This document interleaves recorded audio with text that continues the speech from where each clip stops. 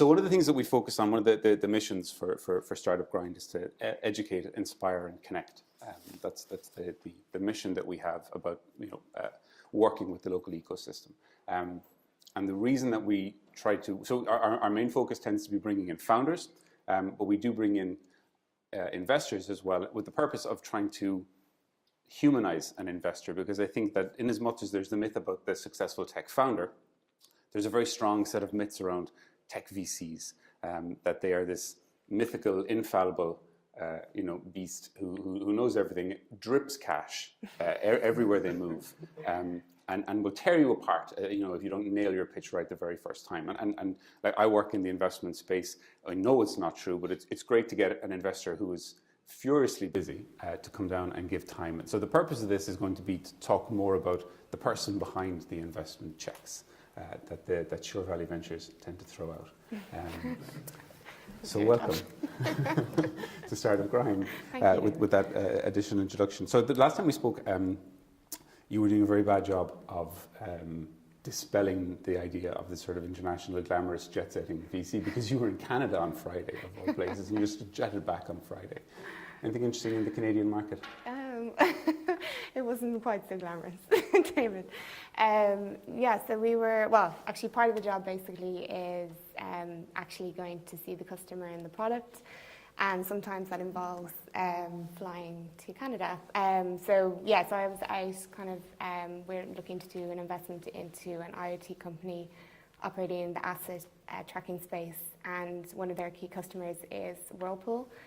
So Whirlpool have big warehouses out in Canada and North America. So so sometimes, and Finn will say this as well, you will invest into potentially a company or a product you haven't really seen because it could be far away.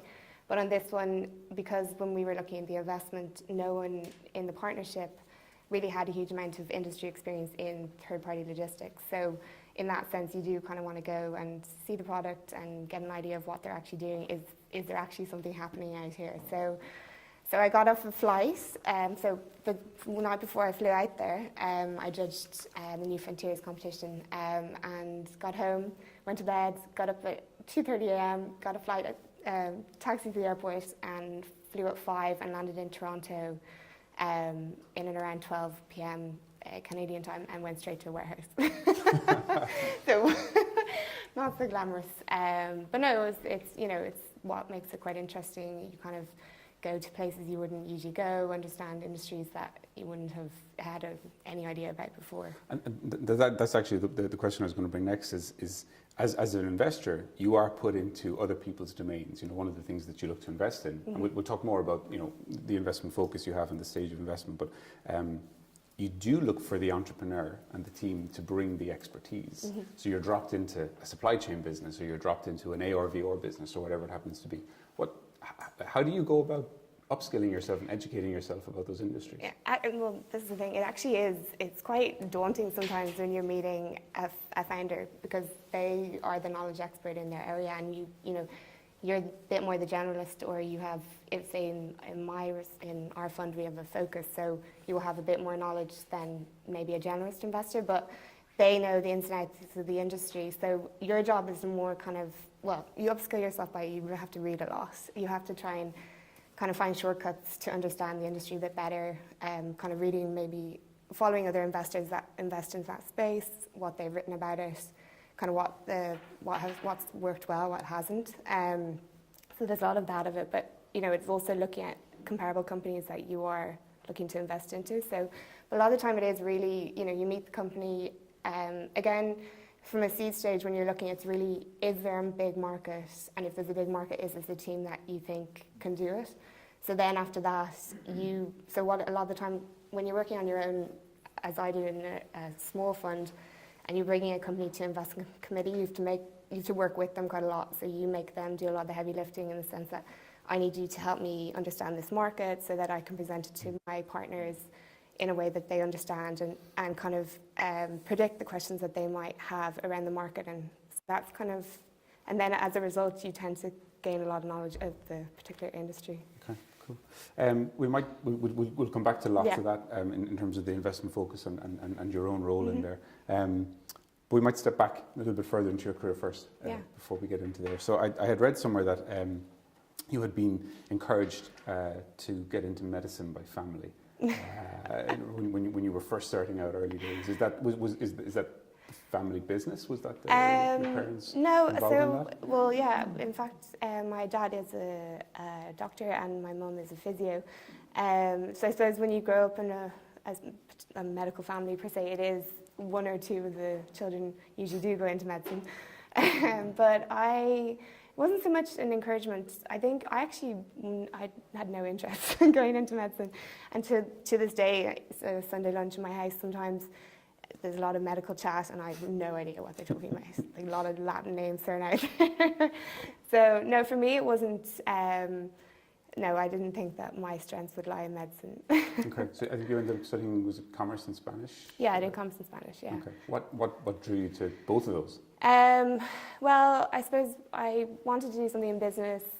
Commerce is quite generous, but at the same time I wanted to do, have 4 years and do something added to it. So in actual fact, I did French for Leaving Cert, but you could enter commerce and Spanish as a beginner. And eventually you get streamed with the non-beginners. So I decided to do this. And Spanish I just thought would be kind of a good language to learn. You get to do Erasmus year.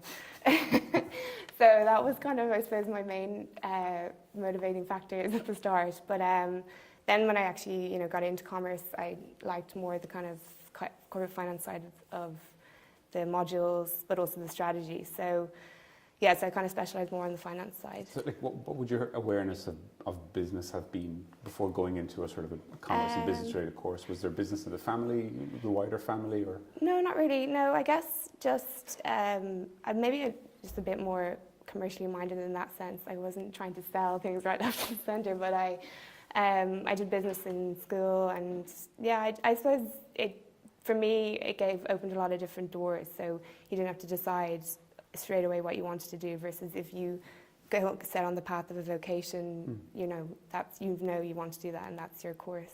So and in terms of then your idea about your future at that point, were you saying, were you going into this course thinking I'm going to upskill around basic business general skills, being able to travel to Spain, maybe that ticked the box as well, but were you thinking I'm going to learn these skills, join a corporate, or I'm going to learn these skills, start something for myself? Did you have any ideas at that stage? I think I probably was always, I never wanted to become an accountant. I knew that. No, I ended up becoming an accountant, in fact. But I definitely just wanted to, it was more the corporate side of things I wanted to do. And actually, as I got later into commerce, it was kind of finance, because I did, eventually think I was going to leave and go to London or New York or somewhere. So kind of predominantly finance jobs if you're on the business side. So that was kind of my, and the Spain actually speaking, speaking Spanish is quite a valuable thing in business as well. So that did factor into my choice. Well, it certainly impacted on the company you ended up working for first, right? So timing-wise, you would have come out, I guess, around 2010 or thereabouts. So things were pretty tanking here. Yeah. So was leaving always then something that? Yeah, it wasn't necessarily just because of the economy or what was going on. I think having done that Erasmus and growing up in Dublin and living in Dublin, I was like, I wouldn't mind trying something else for a while. And again, the London market was not great either. So I applied to go to Cass Business School and to do a master's. It was quite strategic in that sense, just because I did a management master's, which wasn't hugely taxing, but it meant I could apply for jobs on the side and manage that. So it was more of a kind of, it's a well-known brand in the city of London. There's a job I could get out of it. Yeah. What kind of roles would that qualification in Cass? What kind of stuff were you looking at on the side while you were doing again, it was kind of management. So you start kind of general and then you hone in on what you like. So you have entrepreneurial streams, you have accounting, finance streams, you have strategy streams, audit streams. So again, I moved more towards the strategy side, and it was looking at kind of crossing the chasms and tech, like all the technology side of strategy. So that was definitely interesting. But after that, I was wanting to go into banking or strategy consulting. That was kind of my... Why? Because I mean, like, it sounds like something I have zero interest in Yeah. appeal in. It seems like an no, but I mean, it's I know, an unusual I know, one. it's So just- what was drawing you to a I think role is like that? when you're in London, it's just like this is just where everyone seems to want to work, and I suppose you kind of see people be quite successful in these areas as well. So it just tends to be in demand for jobs, and that's yes. I suppose maybe I was taking the boring route, or looking to take the boring route. So I think you ended up after CAS taking on a graduate role with Telefonica. Yeah. Somewhat down the line. Talk about that team that you joined in Telefonica. Yeah, so actually initially I joined, so when I did the interview process for the graduate scheme, they thought my skill set was quite strong in finance. So initially I ended up for my first 6 months in the not very glamorous site of Slough, which is where The Office is filmed. So Telefonica obviously has O2 is the operating company, Telefonica is the parent company. So throughout Europe at the time they had UK, Ireland, Germany, Czech Republic and Spain. And obviously they've a footprint in Latin America. So I spent a bit of time in the UK market working in finance, kind of getting those skills. But again, probably to your point of where I always gravitated more towards was more the kind of strategy side of the business, or where I think, the fun, sexy things were happening.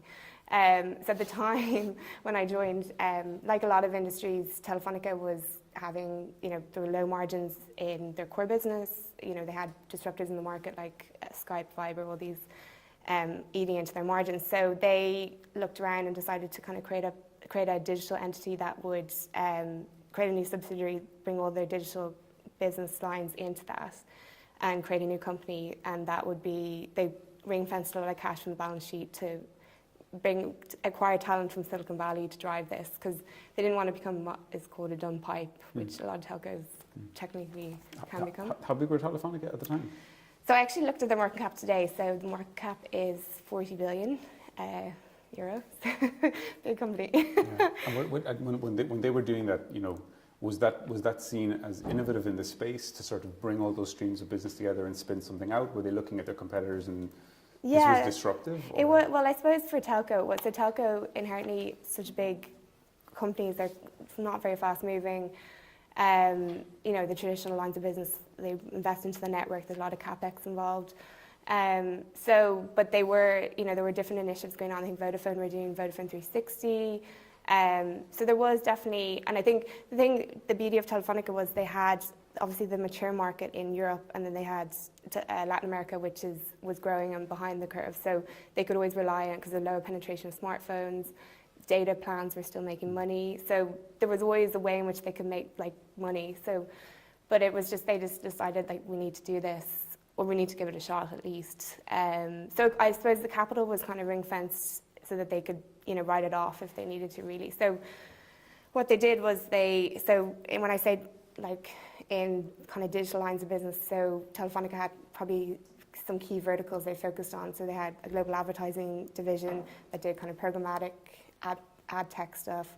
They had a financial services business that did kind of mobile wallets and carrier billing, and invested potentially into other fintech companies. They had a video platforming business where they looked at different ways of platforming comms products. So I think I said to you before, on the first day, it's actually when I graduated later into Telefonica, I moved into their Telefonica Digital M&A team, which sat between London and Madrid. And my first day actually working for that team, we had a meeting at the boardroom in the London office, which overlooked Piccadilly, and we basically had this head of product in the comms team who developed a comms product similar to a Viber or WhatsApp, and we were having a call with Goldman Sachs, who were representing Viber, and they were trying to sell Viber for 500 million. So on our side, we were kind of potentially looking at this, not really as an acquisition target, but more so the head of product was obviously kind of wanting to understand the product. So a little bit underhanded, but so it was quite a interesting first deep dive for me into M&A, because it's one of these other kind of dark arts that people don't really know. Sure, and it's not something that we get to hear an awful lot about in Dublin. So do you want to just take maybe 30 seconds to talk about M&A, mergers and acquisitions, why a company looks at it, a company like Telefonica looks at it? Yeah, so I suppose different ways of looking at M&A. Say Telefonica. So Telefonica has an internal M&A team that do acquisitions, divestments, create joint ventures. The kind of strategy behind it is obviously gaining more market share, increasing EBITDA, divesting assets if they're not performing, strategic investments with potential exclusivity agreements. Internally, if a commercial team want to increase their presence in the value chain. So these are kind of the main reasons why they do this. And the way it works is you have kind of internal M&A team who work with the strategy teams to identify the strategy for M&A across the 5-year plan or whatever. They then, look at targets, analyze the markets of the targets, weigh up. So to give you examples, one of some of the deals that I looked at, a lot of it is in a corporate, it's a lot of analysis paralysis. So you don't do a huge amount of deals, you do a lot of analysis. So one kind of acquisition we looked at was an M2M, two M2M companies. Actually, one is Fleetmatics and one was another company called SASCAR. And at the time, so my role was, working with the strategy teams, understanding each of the markets. So Fleetmatics is obviously working in a more mature market in Europe and North America.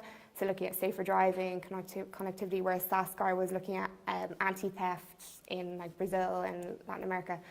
So what my role would be was work with the strategy team, understand the competitors, but also do kind of the valuation side. So that involves creating discounted cash flow models, looking comparables, transactions, and creating a range of values that you then you create with the strategy team, and then you present to the CFO of Telefonica, and they then question you, and you go back and forth, and then ultimately a decision is made. Do we want to go ahead and do this deal? And then if we're going to do it, then you ultimately engage with potentially an external advisor, depending on the size of the deal. So say maybe a 500 million euro deal, which would be mid-sized transaction, you would look at Goldman Sachs or Morgan Stanley, and they will come in and kind of help you do a lot of the heavy lifting. So that's kind of, I suppose, a high level of the M&A. No, it's good, and there's loads of stuff in there. And I'm just curious, because like all of that stuff sounds like it's on the buy side, sort of like, does it fit with the strategy? Obviously, what is the price the right price for us? But and what's the competitive landscape look like? Are we going to gain an advantage? Do you talk to the company you're going to acquire? No, so it's quite different to venture. So you don't really do origination because, particularly like a company like Telefonica or a big corporate, they get so much inbound all the time. Or when you say inbound, as in people saying, inbound. So say a corporate finance house might send you a teaser of a deal that they're doing the sell side for, or maybe another contact in the industry might go through the CEO. So it is a lot of that way. It's warm introductions in that sense. You're not really on the front line. So you wouldn't really engage with the company until you're at the negotiation table, and that's when that would be the kind of I'm curious as well because Fleetmatics were acquired by Verizon, which probably would be Telefonica's competitor in some ways. Yeah. Did you know that Verizon were in the mix? Does it get sort of... No, but actually, interestingly, the CEO of Telefonica UK was an Irish guy called Ronan Dunn, who then went to Verizon. But no, it's just, I suppose there's a similar landscape of targets, and you obviously have like Morgan Stanley and stuff kind of shopping these deals a little bit around as well, or creating noise around deals as well. So that's, but I suppose if you've similar portfolio of commercial, if you have similar commercial activity, then you would have similar acquisition targets, I guess. So just in terms then of the project itself, like so looking at something like Viber and looking at the product and looking at the valuation and the commercial side of things as well and understanding the strategy, which bits of that did you find most challenging and most interesting, and which bits were most surprising? I guess, it's all interesting, it's all hard. It was a very steep learning curve. I had a great boss. He was a Spanish guy called Alvaro Aguirre, and he actually did the acquisition of O2 by Telefonica initially. It's a really, really smart guy. So I had him, and I had another guy called Shaz Hussein who I worked for, and they're both quite different guys. So one, Avro was very risk averse. Everything had to be analysed to the nth degree. And Shaz was a bit more like throw caution to the wind. So good mix of when you're learning kind of how to balance risk versus, doing the full DD. So I suppose in the kind of acquisition process, we kind of covered everything. And I suppose internally you would have, on the legal side, you have legal counsel internally. So you work with them on term sheets, shareholder agreements, any IP litigation stuff. You also would have tech teams. So you have engineers in Telefonica who will be able to look at the code and do the DD on the tech. So you're kind of, it's a bit like project management as well. So so for instance, one deal that was quite interesting that we did was we created a new company with GSO Blackstone, which is the debt arm of Blackstone. So kind of long-winded, but it was a company in the global advertising space, and it was an ad exchange platform that was owned by a bigger parent company called Velti PLC. So what Velti were kind of split across Europe, and what we noticed, it was a listed company. So a lot of what you do also is you look at listed companies, understand what the stock prices are doing, because if there's movements, there's something going on. And this was kind of tanking. And because we were like doing deep dives in global advertising, we were kind of watching different players. And so we were like, oh, what's going on? I think make contact with someone in the company. And so that goes against what I said, but there were odd times. And realized that they'd had a liquidity problem. So they were diverting liquid cash from one of the more liquid parts of the business to cover holes elsewhere. So as a result, this liquid asset that they were kind of, I suppose, devaluing, went bankrupt, and all the suppliers didn't get paid, and it was an ad exchange platform, so it's still quite valuable. So we were like, okay, well, we could pick this up for a knockdown price, and we can create a new company, and our programmatic advertising team internally can use it to kind of create more value to their product. So anyway, this whole was quite a long-winded process. Went in, GSO bought the DIP funding, so they owned the company technically. We entered into a JV with them where they would contribute the assets and we would contribute the working capital. So it is a little bit like venture. But it was interesting because we had to work to build the business all the way back up. So it meant kind of the CEO had been retained in the company, but all the other employees had left. He knew kind of who his key employees were. So I literally sat with him in a boardroom, and like we had like red marks between the employees. He wanted to get back on board. We had to start the business at a lower margin. So advertising as a business is a low margin business, so 20%, so it's a volume play. So even we had to undercut that 20% to kind of get suppliers back on board, use the Telefonica brand as you will get paid again. Yeah, basically. And but it was a really interesting process because it was kind of like building a company again, and branding it, and a lot of it. There's a lot of other things you don't really think about, like obviously employees and creating a kind of 30, 60, 90-day plan as to what a company will look after acquisition. And I was saying this to you earlier, like a lot of the times a big corporate will kill a company, and sometimes it can be on purpose. They do, Facebook might do it on purpose, but others they do just by accident. So. Well, it's just kind of if you have a scale-up company and it's trying to grow and you have a big corporate, it doesn't really work. So you have to kind of define a strategy that might work afterwards that enables the scale-up to kind of leverage the back end of the corporate but still maintain its own kind of corporate governance and run in its own kind of way. There's an amount of stuff, like a variety of different activities within that M&A team. So how big is the team generally? It was only 3 of us. 3? Yeah. And how long would, like a project like that, would that sort of, that sounds super complex, right? So yeah, there's the JV and there's all the devaluing. I don't even understand half of what you said, but that's cool. Sorry. What's the end-to-end for a project like that? Oh God, how long is a piece of string? Depends how many questions the C-level ask you. So we're not talking weeks, right? Yeah. This is half a year of your time solely focused on this project? Well, you flip between different projects. Okay. So each, kind of like in a venture capital team or a fund, you talk about each deal that you're working on. We would talk about the deals and we'd work across deals at different areas. So at that point, I was probably more junior in my career, so I was doing more on the kind of valuation side, competitor analysis, creating the decks. The fun things, and then being involved in the legal calls, but I wouldn't be apart from including participating in the valuation side and to help the legal teams look at that. Okay. Just choose how you want to answer this as well. But like compensation, like for an M&A team, do you get comped on, I don't know, the discounts you can achieve or the amount of money you can get away? Like, what were your targets like? I probably didn't know this very well, but 'cause my boss would. But no, you weren't. You can't see. It calls bad behaviour if you set targets like do X amount of deals this year, or. So I actually don't know the answer to that. I know obviously externally M&A bankers get compensated very well, so maybe I was doing the wrong thing. But so then for yourself, while you were working on those projects, how did you look at a project and go, damn, you know, I totally overpriced Box.com when we you know did the investment there.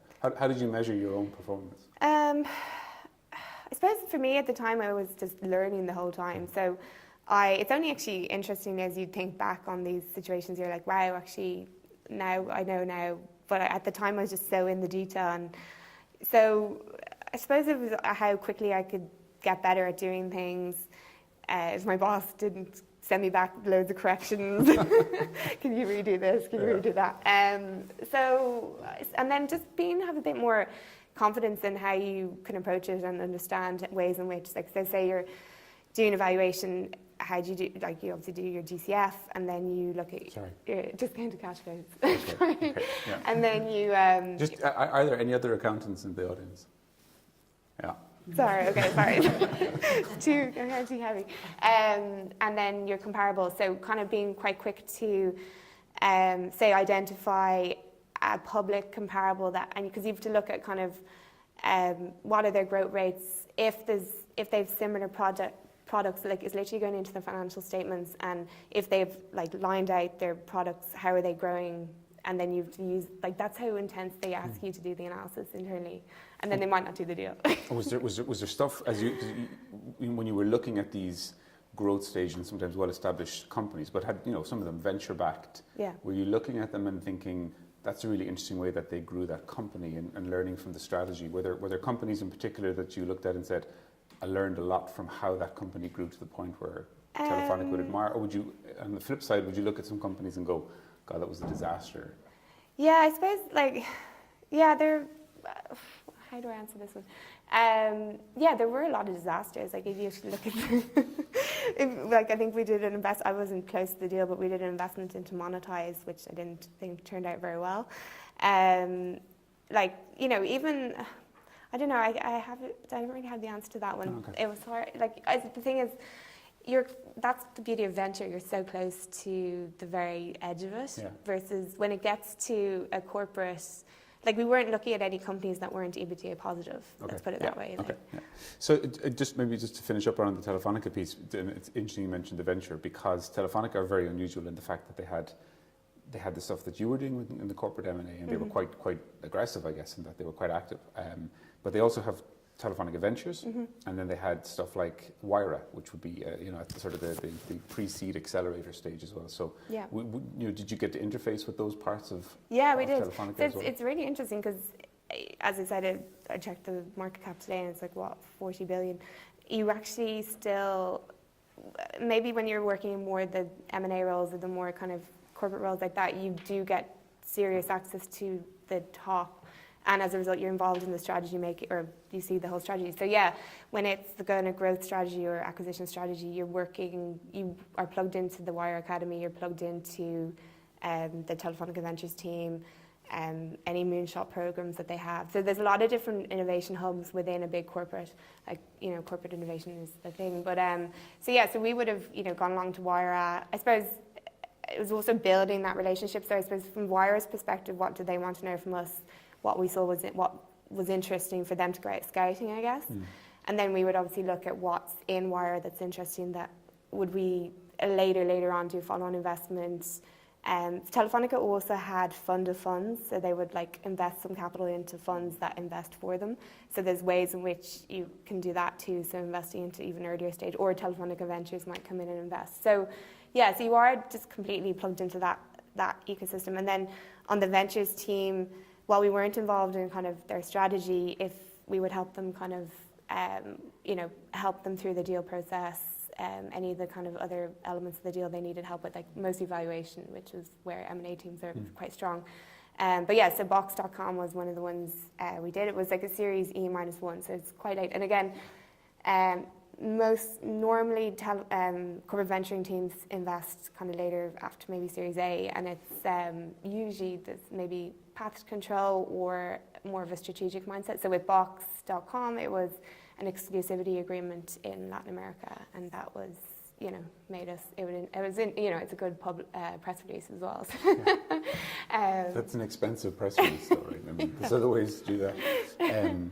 So just curious, I mean, you had access to some very strategic senior people within Telefonica around the strategy side of things, the Wire Academy, the venture side of it. Why did you leave? So, well, it was a bit bittersweet because I really enjoyed Telefonica, and actually I got to live in Madrid for 6 months, which was amazing. It was an amazing city. So at the time, again, so the Telefonica digital thing didn't really work. So they kind of started to deprioritize it a bit, and actually, in fact, they again, when an M&A team every year will kind of value the assets of the parts, which means value every asset of Telefonica to get the sum of the values. And they looked at it and decided that, we're not doing so well in this market or this market, and decided to kind of technically pull out of Europe. So sold Ireland, IPO'd in Germany, sold Czech Republic, and then they tried to sell the UK, but the Competitions Authority wouldn't let them. So at the time, for me, it was like, if I want to progress my career in here, it's Madrid. And I was in London, so it was like, there's so many opportunities in London. And at that point, I'd been there 4 years, so change might have been good. So, and also on this other side, I wanted to move more into the venture side, and Why ventures? I mean, because you'd had such a broad range of experience. Like you could have gone into M&A, as you said. There's a lot of activity in that in London, so there's that opportunity. So what did you see in venture? It's just exciting. You're kind of, as I said before, every time you meet a founder, I learn every day, and it's just weird the knowledge that you have, and then you're somewhere random and someone talks about something, you're like, oh, I know about that. Why? Most random thing. So that really excited me. I suppose venture capital in itself, again, when you're on outsiders, and I was, despite I'd worked on a few deals with Telefonica, but I was still an outsider. It is intriguing. You're like, how do these people do this, and what is this? What's the secret sauce? So I think that for me was really and I wanted to. I suppose from a personality perspective, I like the analysis side of things, but I like the people side as well. So to balance that those interests, I think venture is kind of a good mix. So what drew you then to NBC? That was I kind of decided. I thought film might be interesting. No, I kind of got tricked by a recruiter. But anyway, it was interesting though. I still learned a lot. So NBC was more of a commercial finance role. It was acquisitions team, so acquiring the rights to content for TV and film. So say in NBC International is the international division of NBC Universal. The acquisitions teams are commercial licensing teams. They'll go out to the film festivals like Cannes and Sundance, and they'll go and buy the rights to films. And my role would be to model the deals for them. So they would say to me as well, I want to acquire this title. These are the rights I want. So DVD, Blu-ray, digital, SVOD, which is serial video on demand, so like a Netflix, or subscription video on demand. And then I would have, and they're like, these are the comps. Can you model a deal for me? So it was kind of still deal making, and it was still interesting, and actually learning. I worked quite closely with the business development team it's weird because business development for me is like kind of sales, but in NBC Universal was kind of like M&A. So worked with them to understand what they were doing, and so on the whole it was good. I got a lot of insight into the media industry as well, which again was being disrupted by Netflix. It's interesting because pricing like a commercial business where there's like B2B enterprise, something like that, and there's customers, there's products, there's revenue streams, all bits and pieces. That's really different than pricing media because media is such a hit-driven business. Like we're going to put a price on this show, and it's going to tank in Germany, but the Finns will love it or something like that. So and it's actually it's quite a difficult space from a VC perspective as well is, investing in content and games particularly. I know that's something that you've touched on through Suir Valley as well. So exactly. Was there stuff that you learned while you were at NBC that you brought into the venture space? Actually, yeah. So Nikki Lannon, who's the founder of Wordux, recently was looking at a distribution deal with a licensor, and I wasn't so close to it because Barry was more working with her. But he did say to me, "I was like, Nikki's talking to a licensor." I was like, "Oh, what model is the deal?" And he's like, "Oh, it's like minimum guarantee, $500,000, cost off the top." Sorry, I'm going into accounting terms again. Anyway, like revenue share deals. And I was like, oh, actually, I have a bit of knowledge in that space. I should talk to her. So yeah, I did. I had a good chat with Nikki. And yeah, so it's interesting how these kind of different snippets of your experience actually feed into, commercial businesses within the portfolio companies that you invest into. Yeah. But it's not venture. It wasn't at NBC. No. And did you still, it sounds like you learned heaps and you were still, involved in some projects. Was venture still? Yeah, I just missed the technology. Yeah, I missed technology businesses. It just was. Also, media is an interesting industry. Like it's very relationship driven, which so is VC, but it's different. Like it's just a different kind of industry. Okay. The tech side was more definitely what I missed. So you moved on from NBC? Yeah, I suppose what my ultimate goal was, getting into venture is hard, and there's different ways of doing it, and there's no planned route. You might be a founder that decided to go into venture, or you've done some VCs look for typical ex-bankers, MBAs. So I think I decided that was my goal without really knowing it, and I was going to get there whatever way I could. And and I suppose it's just really hard to break into. And I saw this role, this really interesting role with the corporate venture arm of a company I'd never even heard of. And I was like, okay, it looks interesting. And I then just went for it, and I was like, okay, well, look. And then I did a bit of research around the company, and the company turned out to be quite a big company, just not very well known in UK or Ireland. Well, actually in Ireland a little bit, but so the company was a company called Schibsted Media Group. So they're actually a Norwegian company listed in Oslo. So not like Telefonica scale, but they're in around €4 billion market cap. And their main lines of business are marketplaces, so kind of classified marketplaces. So I suppose eBay, Dundeal is one of their. They have a joint venture with Dundeal and Daft, and then publishing and media. So they had developed they had a London office that they had about 150 software engineers. They'd brought on. So again, they were doing a kind of digital transformation. So the problem is, obviously, all of these industries, you have Google and Facebook or Netflix or Skype, Viber, WhatsApp. So all of the kind of incumbents are really struggling and trying to do whatever they can to transform themselves and even just keep up with the pace. So again, so they said they had put a load of cash in, brought on this ex-CTO ex-head director of engineering from Google, who had also worked at lastminute.com, and he set him up as CTO, and they built out this big tech arm in London. And the whole aim was so Schibsted was a little bit arranged like a private equity firm in terms of they had all these siloed businesses that didn't really speak to each other, so there was a lot of duplication. So the whole aim was to build out a platform that everything would plug into, and then like Google and Facebook, and they test and they can switch things on and off and just move quicker. So alongside that, they also set up a venture arm in the London team. So they had a growth team in Stockholm anyway. And the venture arm was to go out and find new models in marketplaces or kind of enabling technologies to help with the marketplace, to make the marketplace more powerful, or look at new models to invest in to kind of keep an eye on what's going on, or to potentially become an acquisition target later on. So my role there was definitely more on the forefront. So it was like, firstly, I had to understand consumer businesses more, it's really interesting. Like I actually really enjoy consumer businesses. They're super interesting. It's just they're really hard to fund because they're so expensive. So the marketplaces have gone through kind of an evolution of marketplaces. Obviously, you started with Craigslist. Then there was what is that famous kind of infograph, which is the unbundling of Craigslist. And then you've got classifieds like Schibsted, eBay, Dundeal, and then moving into transaction-based like Uber, Airbnb, and then managed marketplaces like Open Door, and then the future, which decentralized like Open Bazaar and stuff. So a lot of it was like understanding these different stages, understanding the kind of different businesses working in these areas, and then working with Schibsted. So Schibsted had kind of 3 key verticals in their classified marketplace that were outperformers. So real estate, cars, and jobs.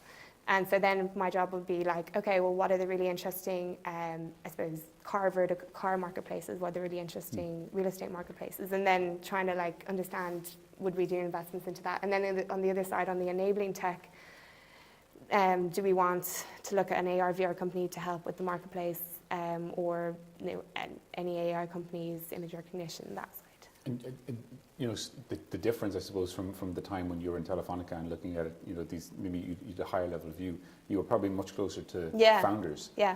In the Schibsted Oh, absolutely. role. Yeah. It was. I had a boss, and he was like, just go and talk to like 5 founders a day, 10 founders. He's like, I don't care what you do, just do that. He's like, because his, and it's the same. The more you meet, the more you understand what's good versus what's bad, or not bad, but you know what a good founder looks like. So, we've talked to a lot of founders who look at the corporates from a venture, like CVC. It's like a double-edged sword. Yeah. The idea of bringing in a strategic investor like a Schibsted or like a, Telefonica, I suppose. What's your sense of when is a good time for a growth stage company to engage with corporate venture?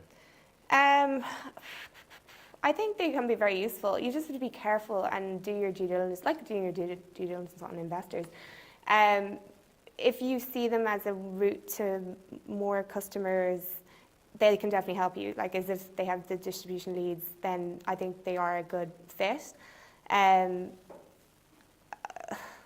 than that, I think what they're really contributing is cash. Or if you see potentially an exit with a corporate, then that's something that is, it's an interesting route, and it's a very valid route, and a lot of companies take it. So, so that was, from my experience from corporate venturing, I think they're obviously great models. Like, you have like Salesforce is a great model for venture and for corporate development.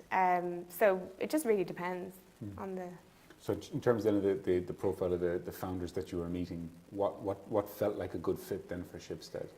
And for you, what were you starting to learn about engaging with the founders that would allow you to say, this isn't right for us? Yeah. Or, what was your focus there? Well, for a fit for Schibsted, so I suppose we weren't ever gonna. So we were. This was venture a little bit more. Well. So what kind of scale were you Well, investing at? we were looking more Series A. We did look at. I suppose we did look at acquisitions. We looked at Zoopla as well, but we were looking more at Series A.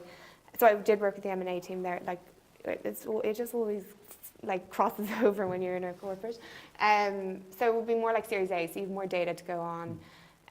You can do more analysis. They've customers.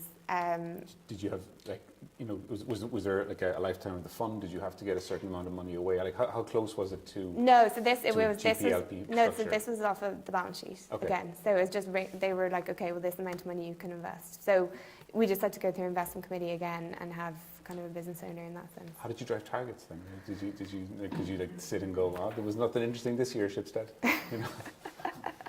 Learned a bunch though about commercial. No, I suppose we did have targets for sure. We had to drive initiatives internally that were driven by the CTO. So it wasn't, each quarter there was a different target, but there wasn't hard and fast rules in terms of investment.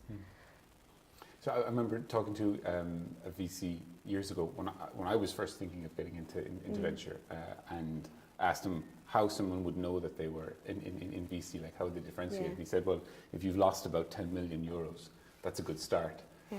Well, don't they say you have to lose 50 million to be a good investor? Yeah. So how close are you to that? 10 million? I don't know, I'm not counting at the moment. Aren't you in accounting? Yeah. I'm not a very good one. I never said I was a good accountant. Do you want to maybe talk about some of the deals that didn't go so well when you were in Schibsted and why? We I suppose we looked at a company called Cortexia, and that was an image recognition company or a technology company. I think with that one we did, it was actually it was more of a growth deal, but again, it's the common issue was an integration of that company with the parent company, and that because that was a growth company, we were doing an integration. But with the minority investments, it's more you're holding that in. So if we were doing, sometimes there was crossover with the growth team. So as I said, the growth team had a fund that they counted the performance of the portfolio, and that was a lot of consumer finance-based businesses. So one of the things, the projects I worked on before leaving Schibsted actually was analysing that portfolio of growth companies, the value, and understanding did we want to sell off some of them or sell our stakes in them. So no, I haven't any like big disasters. So talk about the Cortexia Yeah. deal, because was it not the right fit? Yes, it wasn't the right fit. So basically, again, a lot of it is culture. So Norwegian culture is quite different to UK culture. So that's a big consideration when you're doing acquisitions or investments as well. So if you see a future in integrating the company. So I guess when the integration was done, it just, the tech teams didn't really work very well together once there was duplication.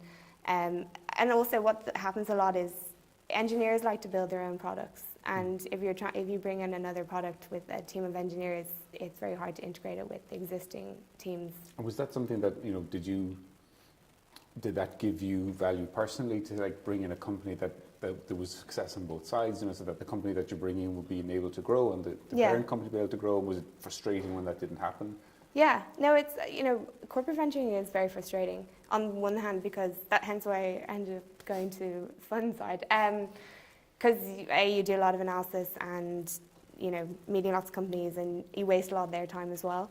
And B, a lot of the acquisitions don't really come off. And then if they do, if you read, there's a lot, if you read a few, actually I was looking at it recently, I was backtracking some investments that were done in Telefonica and Schibsted and how they're no longer existing, or, so yeah, it is frustrating, and it is, but you learn every time, and you learn what's not good. And did that contribute to the reason that you moved on then from Yeah, Schibsted? so I think at that point I'd done, 3 big corporate roles. And I always wanted, at that point I wanted to move to something smaller, where you're really just directly seeing what you're contributing to what you do, and everything you do is like, if I don't come to work in the morning, nothing gets done, that kind of way. So for me, that was definitely a big part of the consideration. I really wanted to work in a venture fund that was investing, and seed was really interesting because it's hard to analyse seed deals. It's a bit like, Hard to price them. Yeah, hard to price them. You never know what's going to happen, especially, some of the technologies areas that we look are so nascent and early adopter that, say, a recession hits in the morning, how are we going to get this to mass market if it's a VR, headset product, or, so that's, it's just hard, you don't really know what the future holds, especially with seeds. So, but for me, yeah, it was definitely wanting to, really work in a venture fund, understand how it works, and be at the front line of making decisions into those companies. So with all of that learning and that sort of that drive, and by the way, it sounds like you're on a path to becoming a founder, right? Because you started at the M&A and then you sort of progressively got smaller and smaller in terms of the funds, and you're going to be an entrepreneur at some stage, right? It's going to happen. I'm not sure. But you picked, you picked a fund, Suir Valley, with no track record, with a principal, or like Barry is, he's been involved in technology, but this is the first fund as well. Yeah. Why did you do that? And were you looking at other roles as well? Yeah, I was. Yeah, 100%. Yeah, I was looking in London. I was looking here. I suppose what it came down to in the end was, in London I could have got a role which I would have learned a lot, and but I don't know if I'd ever learned as much as I will in this role. Because it would have been a path trodden by people before, very set in stone, thesis and way in which things were done. And actually, I met Barry in London, and he kind of sold it to me. He's a good salesman, so he's good at raising money. So yeah, I met Barry in London, and he's like, "Look, let me know if you're interested." And I went through the interview process. And I met the rest of the guys in Shard, and it just had a good vibe. It was, non-hierarchical. Okay, it was quite male-dominated, but Yeah, and the areas of technology, like I wasn't super deep knowledge in AR and VR, so I saw an opportunity to understand a technology area that will be the future. And the only way to do it is by being on the front line of investing into it. So that was kind of what really sold it for me. At the time I was like looking at a move back to Dublin as well. So with Shard, so the way Suir Valley is structured, Enterprise Ireland are an investor and Shard Capital in London. So it also a little bit de-risked it for me because the London element meant that there was always London there if I wanted to go back and forth. So yeah, so that it just kind of really ticked all the boxes for me. Shard and Suir are slightly unusual Yeah. compared to the sort of the traditional seed stage investor here. So do you want to talk a little bit more about that structure and how In it terms works? of the actual fund structure? The actual fund structure, So Shard Capital are an LP. So Suir Valley Ventures is an early stage seed fund set up in early 2017. It's actually regulated by the Irish Central Bank with an AIFM structure, and Shard sit on the AIFM. So Shard Capital are also an LP. So it is very confusing actually. So Shard are a broker in London. They have 2 billion under management. So the way they probably look at Suir Valley Ventures is a product. So it's a venture product. They have fixed income products. They have wealth products. They have, so for their retail investors, their fund managers go out and say, these are the products that we have. We can diversify your pension funds across these products. And we now have a venture product, which is a high risk, high return product. So they'll put a bit of money in. So that's kind of how Shard see it. And then obviously in Ireland, it is a venture capital fund. So initially, Barry's a managing partner. He was a founder or part of a founding team of a company called Feed Henry, which was sold in 2016 to Red Hat.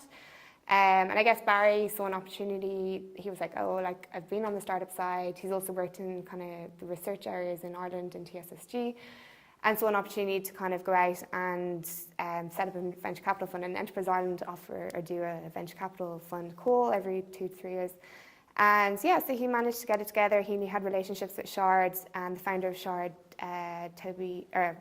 James Lewis, was like, okay, well, I'll match Enterprise Ireland the money for the first initial commitment to the fund. So that's kind of the structure, I guess. So what's the total size of the fund? So at the moment it's 30 million, but we're still... it's not fully closed? No. Okay. So the aim is to have 100 by August. It's a lofty aim. But wow. Yeah. What are you doing sitting here? Yeah, I know. And you're like me. Anybody got 70 million spare? Yeah. You told me there was... There's mostly nice questions. Sorry. No, Barry, I think that's why... 30 million on the first close. So, yeah. What's the thesis then in terms of how much of that is going to be on new plus follow? Like what's the stage and how do you structure that? We 50-50, like we've planned to follow all of our reserve ratio and then also follow into the next round. So we'll keep our pro rata. Okay. At the moment, like that's our strategy with the first fund really. And we're pretty happy with the investments we've made to date in terms of will we follow that money? Yes. And I think ultimately if we close the fund, it's actually hard to deploy capital. Spending money is hard sometimes. No, so even if we get to the 100 million or even 60, 80, we might creep up a little bit into Series A and do bigger rounds. And also, if it's a UK company, we'll just change the denomination. So let's talk about some of the definitions. You talked about it's seed, and some of it's Series A, early stage. What does that look like for you? Like, what's the typical round look like? And what do those companies look like when you're going out to the market? So I suppose, I guess it's kind of, seed, from what I can see, seed in Ireland is quite, we're mid to late stage seed, so we are looking for some traction, so we're looking for some, monthly recurring revenues, 20k or whatever, and traction in market product customers, whereas I suppose seed in Silicon Valley is a little bit different, investors will write checks for potentially an investor a serial entrepreneur who's turned up and presented a really good business idea with a PowerPoint, and they're like, okay, well, off you go. So for us, we kind of look at it in two ways. So if it's a deep tech company, so AI companies such as Artomatics or one of these, we won't be as constrained on the traction side because we see a big market opportunity there, and we think these founders can execute, and that's fine. If it's more a commercial place, say Provision, which is one of our portfolio companies, they do cameratics for fleet management solutions. So helping fleet managers monitor their fleets and safer driving and help comply with regulation. So that would be more of a commercial play. So I wasn't involved in that investment; it was done before my time, but they would have come to us with quite significant traction. So that is where we are looking, and we are a commercial fund, so we've been set up that way. So versus if we're moving more, it's like Series A. So a few of the investments we've done recently, so Novalia, that was more seed extension, Series A style round. Like what do you see that you're adding in terms of not so much the value, but what are companies coming to a seed stage fund like Suir for? Is it like I'm smashed broke, but I've got visibility of customers, or it's we have some customers and we have a big risk coming up. Like what do typically companies come and pitch and look for? It's mostly growth. Like as in so for instance, we did an investment into AdMix in London, which is AR/VR advertising platform, and they had customers, they had revenue, but they just needed to grow, so they needed to bring on a developer evangelist, some more developers. They had to bring on some business development guys. So a lot of it is around building out the team to scale the company a bit further, to get to that Series A and to get to that bigger revenue. So curious then, you're one of the very few seed funds that are active in Dublin. We were joking earlier on. There's probably like 20% of the VC market sitting here in this room in Dublin with Finn and yourself and ourselves in NDRC. 20% between more 30 or 40, yeah. So you're going to be busy with early stage founders looking to say, here's my traction, here's my growth plan, all the bits and pieces. Just talk quickly about how you split your time. How much of it is looking at new deal? How much of it is working on active projects that you're bringing to committee? And how much of it is working on those sort of, we've put the check in and now we're going to help you continue along that growth path? Yeah, I don't know. How do you split your time? I'm trying to think how I can do percentage-wise. I don't think I can. How do I split that time? For me, because we're a new fund, we're having to do everything. We're like everything. Like frontline get all great deal flow. We're like, hey, we're here.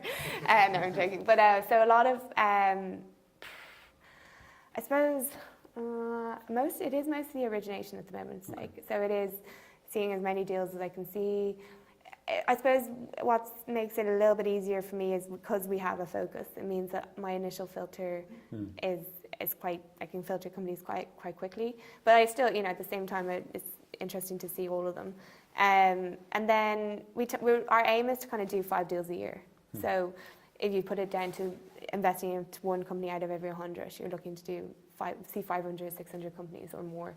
So it's trying to just, I suppose each 3 months we do OKRs and we understand different targets in terms of these amount of deals you should see, this is where you should go, how you should be moving the portfolio companies through. And it's hard with moving deals through the pipeline because depending on what stage they are. So obviously usually what happens is I'll initially screen a deal. If it's A in our investment thesis, ticket size, I think they're worth introducing to Barry. We'll talk about it and then introduce it to the partners internally, and then the founders will meet the partners, go through questioning, and then maybe go to IC. So that can kind of take anywhere between 1 to 3 weeks. And then if it gets through the IC, then it's into legal docs and term sheet, and then shareholder agreement, subscription agreement, and then that can take just how long, depends how many issues you unearth. And in parallel to that, I'm obviously working on the DD. So you kind of run everything in parallel. The due diligence, the DD, is going to look very different at seed stage than it is at M&A because we kind of mentioned earlier on, pricing is out the window, right? You can't put a price on some of these teams. So the founder element and the team piece of it comes much more strongly into the fold from a seed stage perspective. So how have you I don't know, how have you trained yourself to look more at that space and move more away from the accountancy Yeah. side and more to the people side? And what's been challenging around that for you? I suppose, yeah, it has been. I suppose, yeah, it's easy to rely on numbers, like numbers, but you just have to remember that all numbers in seed are wrong anyway. So yeah, you're just like, okay, well, that's not right. So I don't know. Every meeting you have with that founder, you have more questions you ask. You understand a bit better how they think, how they're executing, or what their plan is to execute, how well they know the tech. Like, I think the strength of the partnership that Suir Valley have is two or three very technical guys. So while I have quite a strategy mindset and finance mindset, and I do like consumer business and B2B, but they come in and hone in on the tech and ask, and you just learn along the way. Different parties bring different questions to the table, and the founders go through like a gauntlet. It's a bit like, no, not in a scary way, but it's just like a lot of questions. But they, all of them know their industry inside out. So I suppose it's just each time I do a deal, it's kind of learning the heuristics, really. And I mean, like, that's useful for you to help strengthen your filters as well. Yeah. If you're looking at 500 deals, you want to be able to get the no's really quickly. So what are some of the red flags then for you? What when you're looking at one of those 500? Yeah. How can you quickly say that's the wrong mix of founders, or that's a particularly bullshit number, or what's... I suppose, well, obviously the market, I said, is important. So knowing the market size from a top down, obviously, but that's, anyone can do that, is knowing your market from the bottom up as well. So, how have you... What does that tell you about the founder? How they've thought about the market, how they realistically think that they can build the customers and build out to get to those numbers. It just tells you that if they know their market, they know kind of how to go after the customer, basically. And that's something, like, because anybody can describe that total addressable market, the TAM, SAM, SOM, everyone's done those exercises. Yeah. And you could quickly kind of say, well, look, that's fairly high level, there's no real insight there. How do you at seed stage approach maybe a very good product person with a really interesting technology and that's got some traction, who has totally fabricated their addressable market, and that, and they know that as well. Like, yeah. Do you look at something like that and say, if I brought in a commercial person, this could be very interesting? Yeah. Is that something that you think about in Suir? As in to help them sell, or to add to the team and say, look, this team needs somebody different. Yeah. Do you look to bring people in? Yeah, like I think for sure, like we have a few companies that are very product led, and I suppose we did early stage investments into them and have had to work quite hard to see a way to get them to monetize or to get that commercial model going. And but is this pre-check or post-check? No, this is post-check. It's post-check. Yeah. Okay. So the thing is, ultimately at this early stage in the game, you're kind of building with them as well. So what you want is a very transparent relationship. You want them to flag issues to you. You want regular kind of, it's not that scary investor relationship. It's, okay, can you help me with this? Or do you know someone who knows about this? Or do you have any great B2B salespeople that I could learn from? And, these are the kind of the dialogue that goes on. So that's ultimately what you're trying to foster in that relationship as well. So yeah, for instance, in that kind of situation, we depending on the need of the company, work quite closely with them to kind of, have you thought about this? Or maybe we should do this, or this company in the US is doing it this way. So that's kind of the tweaks that you make, or how you approach it, really. Okay. And back to the sort of the red flag stuff, because we never kind of got to that. Just in terms of first meeting with with a founder or a founding team. Yeah. What are you looking for, and what are you looking to run screaming from? Oh God, it's just each one is different. Is the problem. You kind of know straight away. You just build up this kind of ability to smell bullshit, and like if they say, "Oh, I have no competitors," you're like, okay, well, either you've no competitor, you've no product, if you've no competitors, you just haven't done your work. The thing is, at the end of the day, it's just investors are cynical by nature, so they're going to question everything. They're going to think whatever you say is wrong. They're going to go do their own background checks and stuff. So. So do you find that you spend a lot of your time educating the founders who are coming to pitch to you? Yeah, actually, like it comes. There's variations in quality of founders. So some are super, and they've, their pitch decks are great, and they've thought about all the questions you're going to ask them. Some of them, have an exit slide at slide 2. You're like, oh, okay. Because that's something that we do see a lot of, like, founders who are interested in putting that in. It's like, this shows that I'm serious, and then you could equally say that shows that you're delusional. Yeah. What's your take, particularly given the fact that you've been at the other side of the audience? I don't personally like to see exit slide early on in deck, just because, especially if you're the hard thing about VC. In order to return a 40 million fund, you need to have at least one exit of 200 million, and in order to, the target of a VC is 3 times the fund, you have to have multiple of those. So ultimately, an exit at slide 3 is not going to be a 200 million euro exit. But I also want a founder to want to be part of the business and grow with the business, and not just be thinking, oh, I'm going to make money and get out and that's it, kind of thing. So that for me is a little bit of a red flag. And I would always, it's important that they are cognizant of the universe of potential exits, or but actually, being so super concerned with that is, I don't particularly like seeing. Okay. And yeah, it is definitely I do see a lot of it. I'm going to go to Q&A for a couple of minutes now, but I just have one more question. But if you've got questions, get ready and just pop the hands up and shout them out. Make your questions as well. That would be fantastic. Just in terms then of your own sort of personal development, career development, as you've moved through, and looking at your time now with Suir, what's your ambition with this? And I was kind of half joking when I was kind of saying you are moving on a path towards entrepreneurship. Are you sort of like gathering skills for when you do it yourself? Yeah. Which wouldn't be rare. Lots of VCs follow that path. Yeah.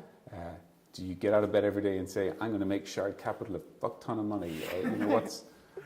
Not really, no. Actually, don't even think about that. I should. Worst accountant ever.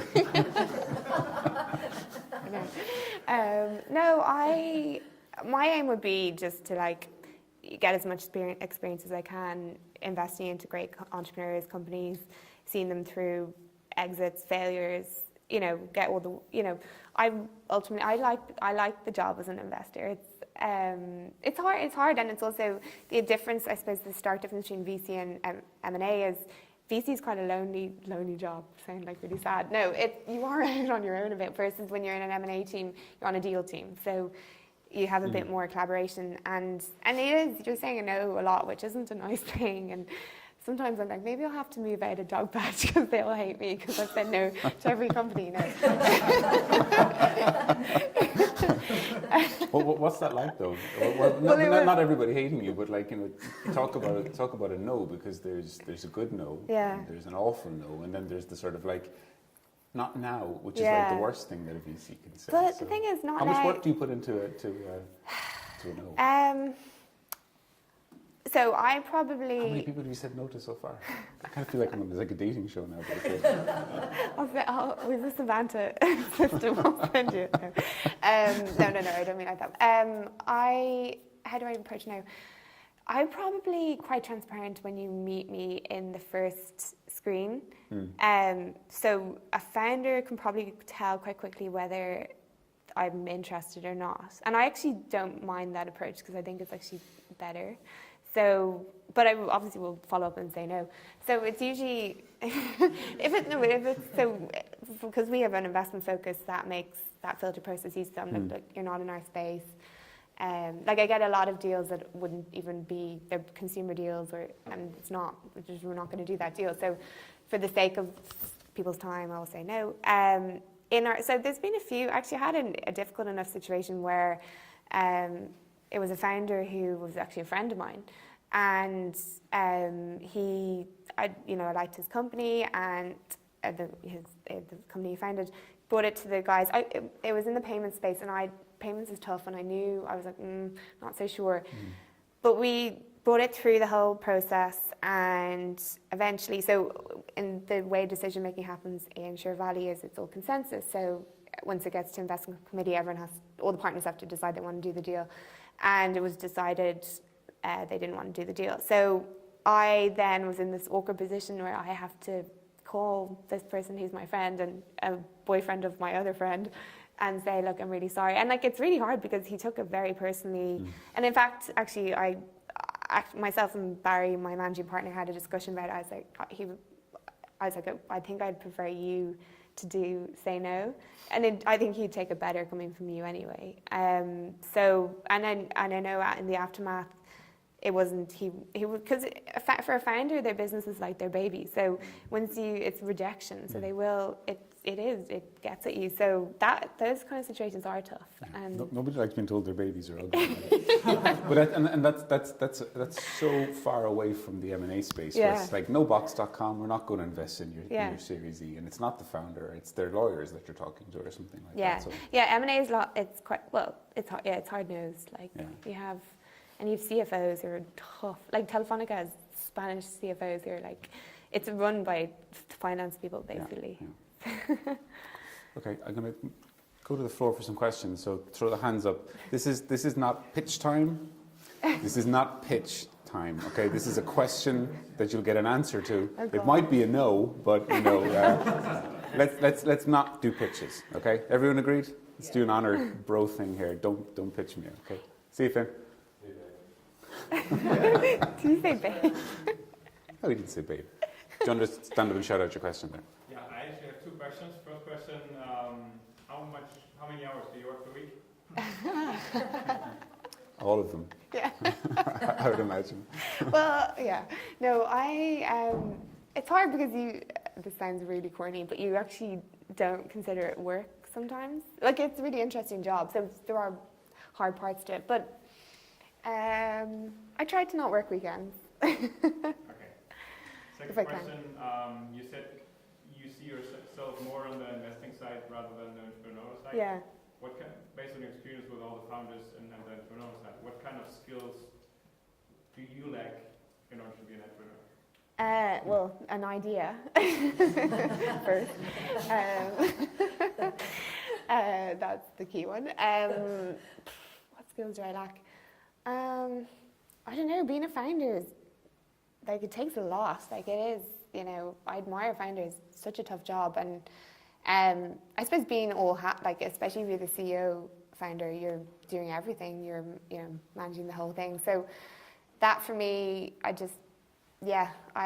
prefer having more information and having things in front of me that I can analyze a little bit more. You don't like risk by the sound of things, as long as it's your money. No, I will eventually do my own money, but yeah. No, I do like risk. I just, that doesn't really answer it very well. How much, since you've joined Suir, how much capital have you invested? Me personally or Suir Valley? AdMix, which is after the AR/VR monetization platform that we invested into. So I originated that deal. So we invested $500,000 into that company. So technically I've invested, yes, I'm a long way to 10 million, aren't I? We're doing this investment in that's an Irish company, but they're working out of Canada, or their customers in Canada. So that deal will be more in the region of 1.3. What other deals have I done? So I worked on the Novalia deal as well, which was, we invested $500K into that deal. So maybe 2 million. And you invest alongside other VCs or Enterprise Ireland? Yeah, so in Ireland, the VC community is quite small here. So you see us, Frontline, Atlantic Bridge, ACT, Delta. So to date, we've invested, and Kernel Capital as well, we've invested with Kernel, Enterprise Ireland in most of our deals. But we're open, we've spoken, or we've looked at deals together with a lot of the VCs, Frontline, but it's just sometimes for whatever reason, when we don't decide to do it, they don't decide to do it. In the UK, AdMix, we invested alongside Speed Invest, Founders Factory. So yeah, so as I said, it's technically a startup fund, so a lot of the time we're building out in every way. So our co-investment strategy, we're building that, looking to partner with kind of say IoT investors or VR AR investors. So we have relationships with HTC Vive, accelerator program in London. So yeah, so on every front it's building. So that's also probably what was the interesting part for me joining the fund, because you get to see all aspects. Like I'm seeing all the fundraising, obviously the deployment of the capital, but also building a fund and what that looks like. So if you know of any. Still one more question. Yeah. It is such a buoyant market. Do you find it super competitive to find, good companies to invest in? So I suppose there's different markets in London. Like SoftBank with 100 billion. Yeah. Well, we are, because we're London, Dublin, and we're seed. We're probably not competing with SoftBank per se. But I think in Ireland, you can get into competitive deals quite quickly. London becomes hard. You have, the thing is, it's quite a founder powered market in London versus, I think, in Dublin, from what I can see anyway, it's the investors have a bit more power. So in London, and particularly in space like fintech, say, there's so many great fintech companies in London, and they, like Monzo, like Tom Blumfeld or whatever, he can kind of say to anyone, oh, I don't want you in my deal. Or whereas here, I do feel, because of it's a smaller market, so it's harder for founders to, as you said, they're like, give me money. I'm kidding. But it is buoyant, but I suppose we also have a niche. So AR and VR is a hard space. Not a lot of investors want to invest there either. So that probably also sets us apart as well. It's hard to get that market share globally, I guess. Into deals. Yeah, if you're doing AR here. Yeah, well, like here, well, the thing is, I suppose, we can. Yeah, so I suppose we can. You can always not manipulate, but you can always move your investment thesis a little bit. And also, we're not just tied to doing Irish deals, so we can do UK deals as well. So, so there's ways in which we can do it. Time for another, maybe one or two questions. Gentlemen there at the back. Thanks, David. Thanks, Isabelle. What would you see for a founder in an early stage business as the kind of compelling evidence for traction or for potential? What would be convincing to you as an investor? So I suppose, obviously, it depends on the business and what area you're in. But so some of the compelling ones I've seen today. So what's really important in a founder is ability to sell. So a salesperson, I would look, and it's definitely a learning. When we look at previous investments, we're like, okay, well, going forward, we would sell the saleability of a founder is so important, because it's important to sell to customers, important in fundraising, potentially when you eventually either do M&A or an IPO. So that means what that translates to in traction is that those customers, that pipeline, where you are with those conversations with that pipeline, the conversion on those.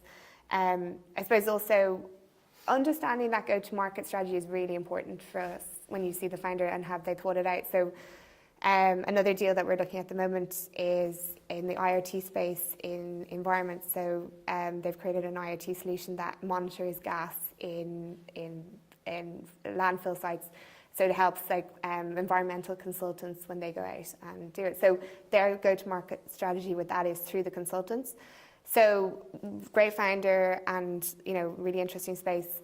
What we need, we're still talking and stuff, but what's really key for us there is, okay, what is that relationship with the consultant? So because we obviously want to get to more of a recurring revenue model. So what would it take for you to kind of disintermediate that consultant? So it's just really understanding how they thought about how they go to market. Also, a key thing, I suppose, on the customer side is concentration risk. So say you have, say you're selling into, and also selling into enterprise is hard too, because you have long sales cycles. So it's kind of balancing that with other approaches. So maybe, I suppose, tiering your customers. So looking at your really the high value enterprise customers and how long that's going to take versus that middle customer that you can get easier, and it's a quicker win basically. So so it's basically the sales strategy really. Great. Speaking as somebody who's never gone for seed investment, this might be a naive question, but have you ever come up to a company that approached you and said, "Oh, we're interested in taking on investment. We're also talking to this crowd over here and this crowd over here." They said, "Oh, we'd really like to invest," and they're like, "Well, we've got offers from all three." Have you ever had to compete for something like that? Yeah, actually, yeah. And how do you compete? Yeah, it's hard. It's because as I said, it happens a lot more in London. It did happen recently on a deal. that I got introduced to the founder in Dogpatch, which is where I work, and through someone in there, and I had a quick conversation with him, and I was like, oh, really interesting guy. Immediately got onto Barry. I was like, oh, I think there's a founder I'd like to meet. And he, at the time, he was not naive, but he showed me his term sheet. So I was like, oh, he has a term sheet, and that immediately of a fact. So sometimes what you'll get is founders will come into you and say, oh yeah, I have I'm talking to another VC. I won't tell you the name. And you're like, okay, cool. And then you're like, give you a term sheet. And they're like, yeah, it's coming. You're like, oh, let me see this term sheet. But yeah, so in this situation, so I was like, okay, cool, interesting. And I was like, well, would you be interested in increasing the round? And he's like, yeah, I'm open to it. So anyway, kind of organized a call quite quickly. And then anyway, then at that point, so the first part of the call, he's selling to us. And then it's interesting how the dynamics change, because then the VC is selling to the founder, and you're like, oh, but we have all this network in London, and we can introduce you to people in oil and gas and all these kind of things that we can do, but your sell is. Is there a third leg of that stool as well, where the two VCs who are potentially looking to get another round are kind of going, you're selling it down. It's like, we actually don't think he's that good at all, because you're trying to get a better price, and you're trying to play it up on this side and play it down on that side. Yeah, well, this particular deal actually, we got gazumped. As being the new one in town, shinier VC went in, not mentioning anything. Not mentioning any names or empty chairs in the front row. That was a funny one, because I'd met with the founder in Dogpatch, and then he kind of said, he's very nice, and was like, look, I've filled my round and I think I'm happy with it. I was like, fine. And then I see Will Prendergast walking into Dogpatch. I'm like, oh, interesting. No, sorry, I've lost my train of thought. But yeah, so it does happen for sure. And and there's a lot to be said. At the end of the day, I encourage founders to really do their DD on investors, because as they will say or whatever, it's like being married. You're married to your investors. So 100% do your DD. In fact, talk to everyone that's had any contact with them, dealings with them, their portfolio companies, and make sure that VC is right for you as well. If you can bootstrap your company to a point where, and then you've actually more bargaining power as well. And then if you just need that VC money to kind of put gas on the fire, that's kind of where you want it. I think I might call a halt there, because I know that food has arrived and the beers are in the fridge. I know that Isabelle is going to hang around for a bit longer, and we're a nice, neat bijou crowd here this evening. So certainly for myself, I think that in terms of, for my focus, trying to get a better human understanding of a seed stage investor and their path to getting here, I think got a lot of value this evening. So hugely grateful. So if you get a big round of applause for Isabelle, please.